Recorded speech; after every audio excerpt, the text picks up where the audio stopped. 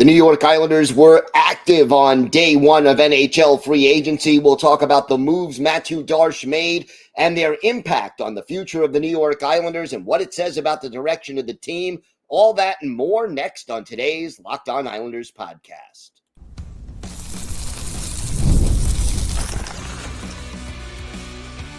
You're Locked On Islanders, your daily podcast on the New York Islanders, part of the Locked On Podcast Network. Your team every day.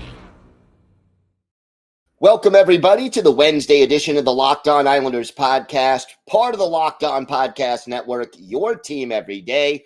I want to thank everyone who makes Locked On Islanders your first listen every day.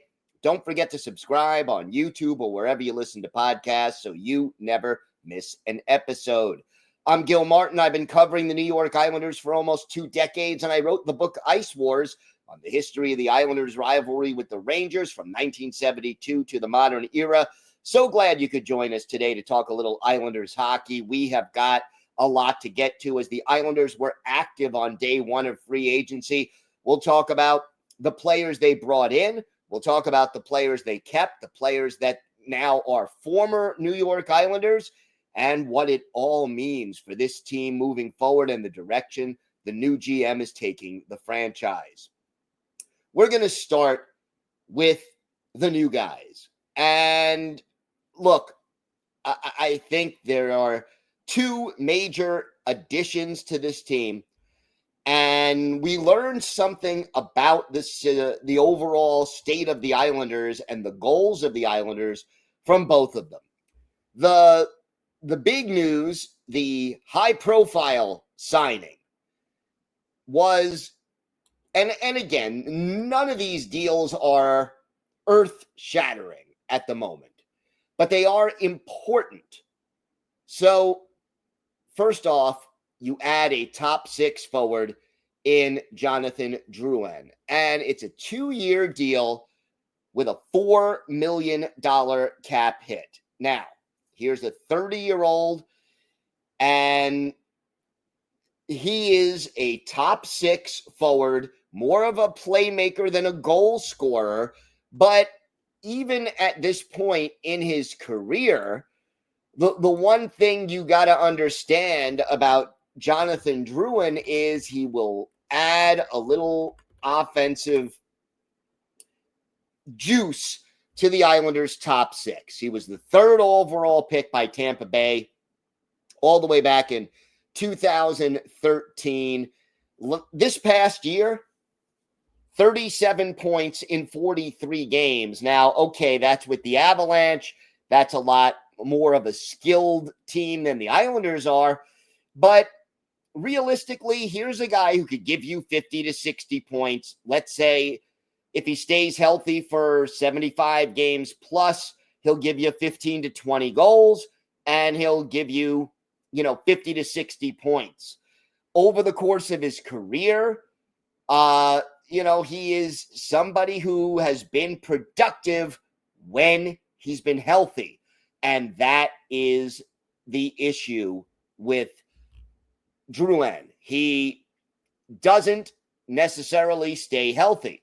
His first 3 full seasons, or first 4 full seasons in the league, 70 games, 73 games, 77 games, 81 games, hasn't played a lot of games since then. Since 2019, 2020, he's gone over 70 games just once in a season. And that's obviously not great. Now, he's only 5'11", 198 pounds. If you keep him healthy and he plays on the left wing, I could see him teaming up with a guy like Bo Horvat, and general manager Mathew Darche alluded to the fact that Drouin could help set up some of the goal scorers to score goals. So, again, what are we looking at here? This is a low-risk move. You're only taking up $4 million of cap space over the next 2 years as the cap goes up. So it's a low-risk move, and it's a move that is designed for the short term. So if Jonathan Drouin isn't healthy, you stash him on IR. If he's really not healthy, you could stash him on LTIR. But if he can play and give you 60, 70, 75 games, you're getting a legitimate guy who can help the power play, who can help maybe transition from defense to offense.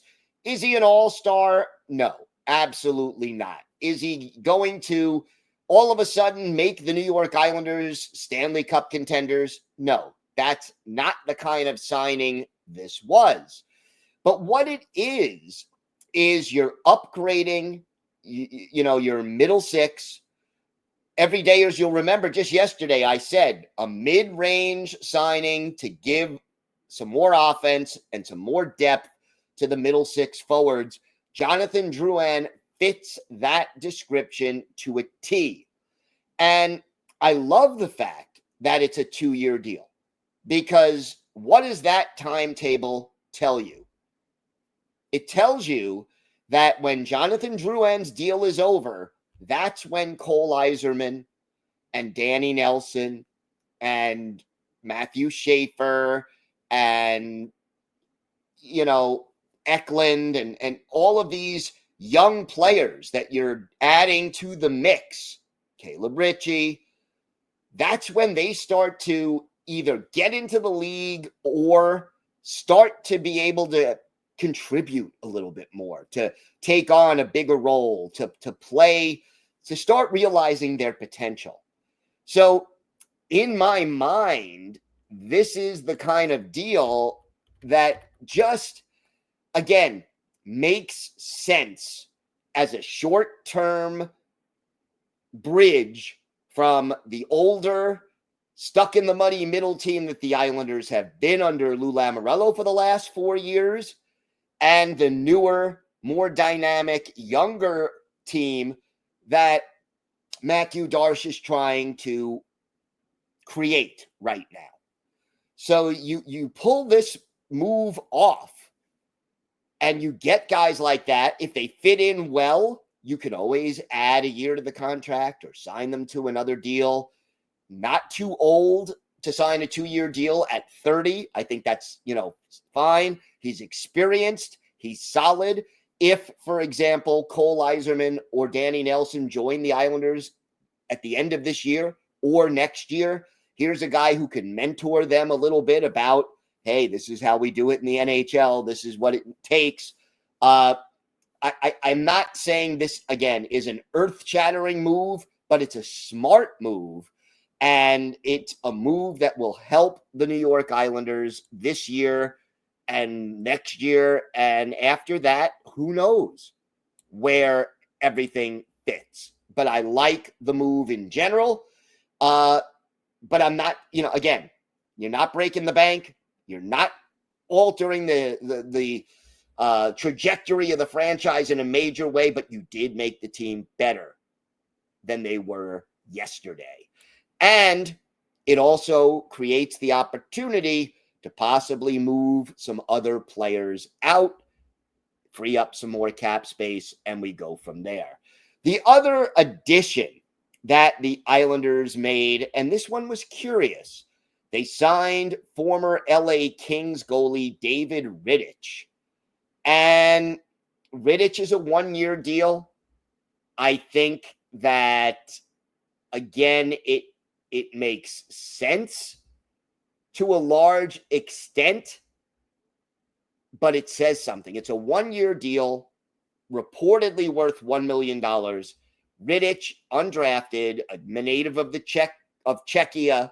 He's 32, good size, 6'4", 205. He's played 239 games, primarily as a backup. He's played for Calgary, Toronto, Nashville, Winnipeg, and then the last 2 years for the Kings. He is a guy with a career goals against average of .278, a career save percentage of .904. Here's what David Rittich is. He is Semyon Varlamov insurance. We know Ilya Sorokin is going to start. He's the number 1 goalie if he's healthy.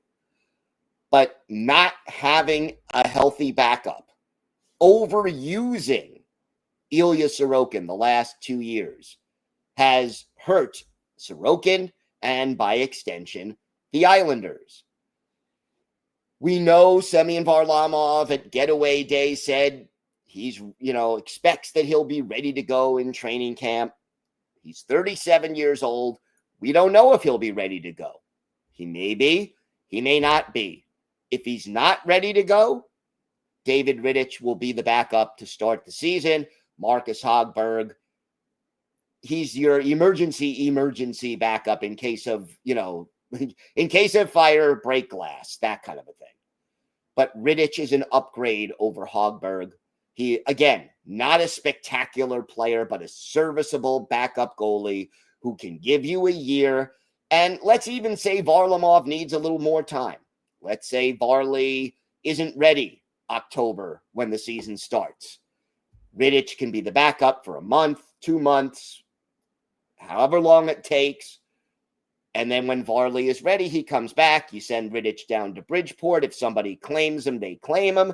If nobody claims him, he mentors the younger goalies down there. And again, he's ready to come back if anybody gets injured. So neither of these additions are players who are going to break the bank, okay? It isn't like that. But they are solid depth pieces that show us a little bit about the direction that Matthew Darche is taking this team. And we will talk more about that direction. But it realistically says that, he's filling holes here. And it makes sense, the holes that he's filling. How this all pans out over the long run, well, this is a work in progress. But I think these were solid, if not spectacular, and smart moves by Matthew Darche. We have got a lot more to get to on today's show. The Islanders also re-signed 2 key restricted free agents and said goodbye to a few other potential free agents on this team who will not be back. We'll also talk about what all this says for the future of the team. And for our Islanders birthday of the day, a forward, a center who was with the team in the late 2000s, early 2000 teens. Let's see if you can guess who that is, and we'll talk about his impact on the team back then. All that and more coming up on today's Locked On Islanders podcast. Today's episode is brought to you by Monarch Money. Ever wish managing your money felt easier? With Monarch Money, it can. Whether you're growing your savings or planning a big purchase, Monarch Money puts you in the driver's seat. It's like having your own personal CFO, giving you full visibility and control over your finances. Monarch Money is more than a budgeting app. It's a complete financial command center. You could track all your accounts, investments, and spending in one place. So in addition to managing your money, you're also building wealth. And look, I love having everything you need in one app. It makes managing my money so much easier. And if you share finances with somebody, your significant other, Monarch Money helps you guys stay on the same page. So take control of your finances with Monarch Money. Use code LOCKEDONNHL at monarchmoney.com for 50% off your first year. That's monarchmoney.com, code LOCKEDONNHL for half off your first year. So the Islanders also kept 2 important players. And I'll do it in the order that it happened on Tuesday. They brought back Tony DeAngelo, 1 year, $1.75 million. And look, I'm going to set aside the off-ice reputation that Tony DeAngelo had. During his time with the Islanders last year, there were no issues that anybody heard about in the locker room, off the ice, social media, nothing. So that isn't the issue. And if you look at the numbers, Tony DeAngelo last year played in 35 games for the Islanders and had 4 goals and 19 points. So, over the course of a full season, that's about a 43, 44 point year, give or take, if I'm doing the math in my head. Guess what? That's more points than Noah Dobson had for the Islanders last year. And again, I'm not arguing that DeAngelo's ceiling is higher than Dobson's. In the long run, Dobson is clearly the better option. But value? Giving me, let's say, 40 to 45 points from Tony DeAngelo. And I think DeAngelo is also a little bit more adept at quarterbacking the power play than Dobson is, because Dobson's on-ice vision is not always the best. I think the value here is great. And you needed a right shot defenseman, especially after Dobson departed. You bring in DeAngelo. It's a 1-year deal. If he doesn't play well, he's gone. And at $1.75 million, it's a prove-it deal. If it works, you could bring him back for another year or two. If it doesn't work, hey, you didn't lose much in the way of cap space. You move on. So I like this deal. And again, short term, 1 year, not a lot of money. The guy wants to be here. The team can use him for a year. If it doesn't work out, the world will not stop, and you're not hurting the team's cap situation by much at all. It's a short-term, high-value move. And then the other big move that was made was that Simon Holmstrom re-signs with the Islanders. It's a 2-year deal.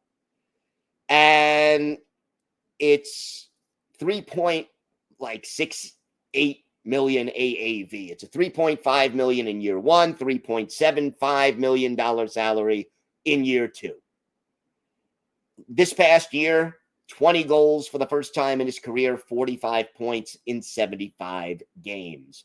Here is a kid who is still on the rise and certainly, I think, has the potential to continue to grow and be better. At the end of the deal, he is still a restricted free agent, not an unrestricted free agent. So, in essence, Holmstrom bet on himself. The Islanders kept the deal short to give him a chance to show what his ultimate potential is. And if he reaches it, yeah, it will cost the Islanders more money in 2 years to lock up Holmstrom for the prime of his career. That's when you expect the 5, 6, 7-year deal going forward. But if Holmstrom just stays where he is, if he stays on the island, the next deal will be, okay, you're a solid third-line winger who could pitch in on the second line. We pay you accordingly, or you're free to go. If he does develop into a 30-goal scorer and he's a solid second-line player, by all means, pay him like a solid second-line player. This is a reasonable deal for a reasonable length of time. And for that reason, I think it makes sense for Simon Holmstrom, and it makes sense for the New York Islanders. So, again, if Holmstrom has a great year this year or next year, yeah, it'll cost a little more money, but it's a good problem to have. One other move that the Islanders made, and I'm going to mention it only because it could help the team down the road. Here is a guy with some NHL experience. They also signed 28-year-old right shot defenseman Ethan Bear, the Regina, Saskatchewan native. Spent last year exclusively with the Hershey Bears of the AHL. Had 10 goals, 46 points in 62 games down there. He's played 275 NHL games, 67 points, 17 of them goals. Again, a useful depth piece. He's going to start the year in Bridgeport, but if injuries hit, you were thin on the right side in Bridgeport. You needed a little bit more depth there. Here's, again, a two-way, one-year deal. It fits. It's a low risk, nice little insurance policy. In my mind, this deal, again, makes sense. And you're adding pieces to the organization that could help this team in the short run. Some of them may even help over the longer run, but that's not what Matthew Darche is doing right now. We're going to talk about what he is doing and the impact that it has. What does all this mean for the New York Islanders? We're going to talk about that and a lot more coming up on today's Locked On Islanders podcast.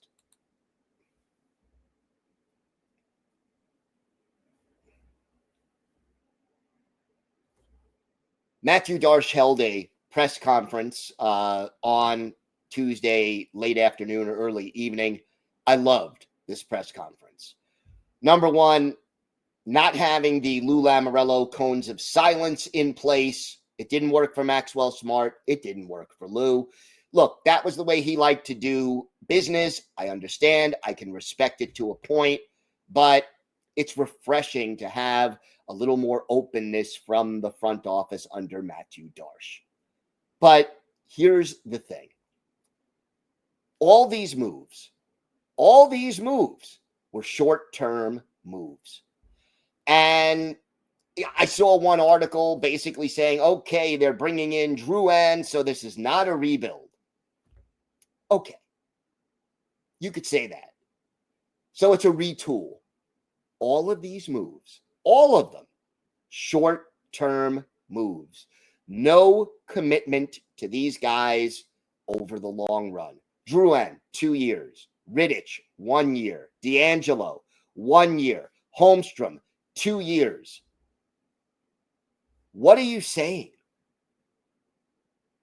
These are the guys who you're bringing in to get you from where you took over, if you're Matthew Darche, an aging team stuck in the muddy middle that needed to get everydayers younger, faster, more skilled, and we added more difficult to play against. Drouin will give you a little offense.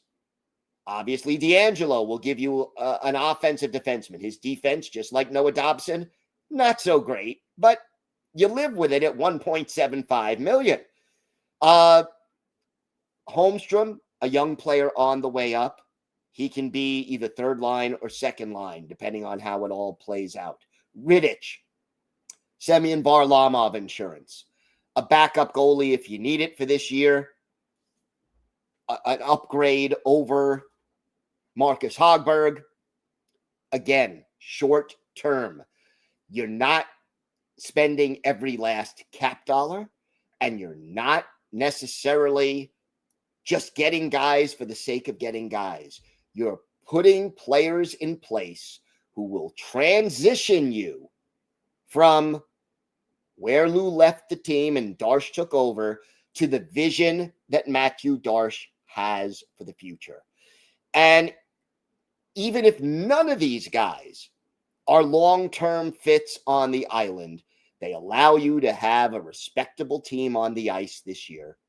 Boost your offense a little bit, boost your depth a little bit, and create a situation that will tide this team over from where they are to where they want to be. And it was great hearing Matthew Darche at the press conference say, when I'm looking at the cap situation, I can't just look at this year. I have to look ahead. Who's coming up for a new contract next year and the year after? I may have money to spend now, but I may not want to spend it all now. I'm paraphrasing. How refreshing was that? How great is it to hear that the general manager of your hockey team is thinking about the big picture and thinking ahead? How many times over the last 4 or 5 years, whether it was trading away Taves or Leddy or having to deal, trade away and a player like Josh Bailey and sweeten the deal by adding a second-round pick to it to get the bad contract off the book so you can get under the cap. The Islanders last year couldn't start with a full 23-man roster because of the way the cap was managed. That's I'm not saying it's never going to happen under Matthew Darche, but at least it's refreshing to hear the general manager say, you know what? I got to think about that. I am not going to be constantly putting out fires that I set and dealing with everything on an emergency basis because we don't have any cap space. At the end of the day, what I like about what Matthew Darche has done is he has given players a value, moved on from those that don't fit the value, and basically looked at the big picture to try to create the team he's looking to create. 2 players, by the way, I forgot to mention this, who will not be back with the Islanders. Mike Riley, who now has signed with the Carolina Hurricanes, Hudson Fasching.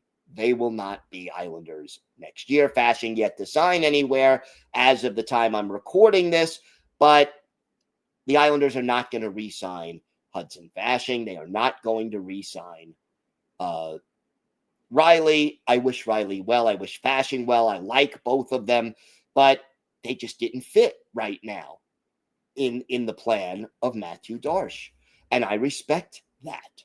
And Darche understands that he needs time to implement his plan. There may be a slight glut right now on the left side of the defense roster. There may be a few too many forwards. That opens the door to possibly make some trades between now and the start of the season.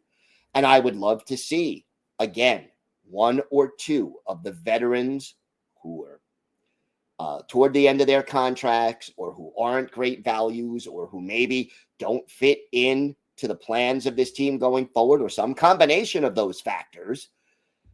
I would love to see Darche move on from 1 or 2 of those players before the season starts and 1 or 2 of those players by the trade deadline. And all of a sudden you could free up $5, $7, $10, $12 million in cap space. And next year you can go for a bigger fish in free agency when hopefully more of these young players start to come into view.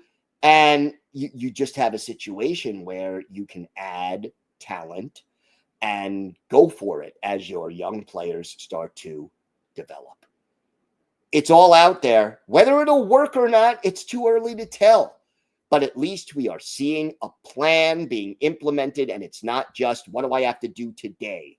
It's, what does the big picture look like? What will next year look like? What will 2 years from now look like? And again, it's refreshing.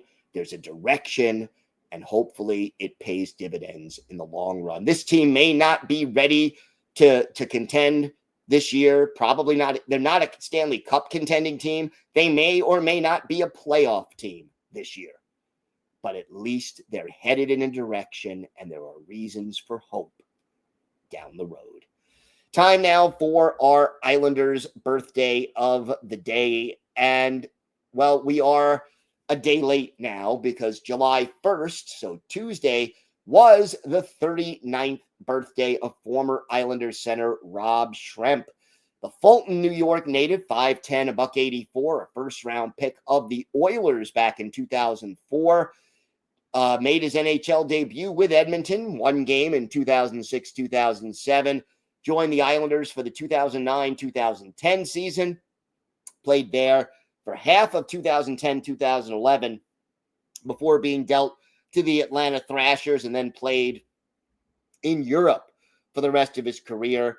Schrempf only played in 114 NHL games, 20 goals, 54 points, and 26 penalty minutes.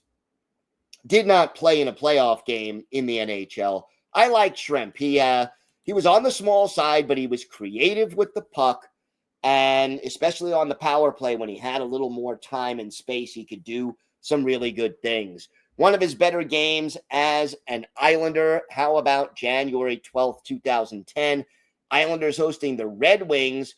Jimmy Howard, the goalie for Detroit. Dwayne Rollason in between the pipes for the Islanders. And with the Islanders up 1-0 late in the first period, our Islanders' birthday of the day, Rob Schrempf scores his 4th goal of the year.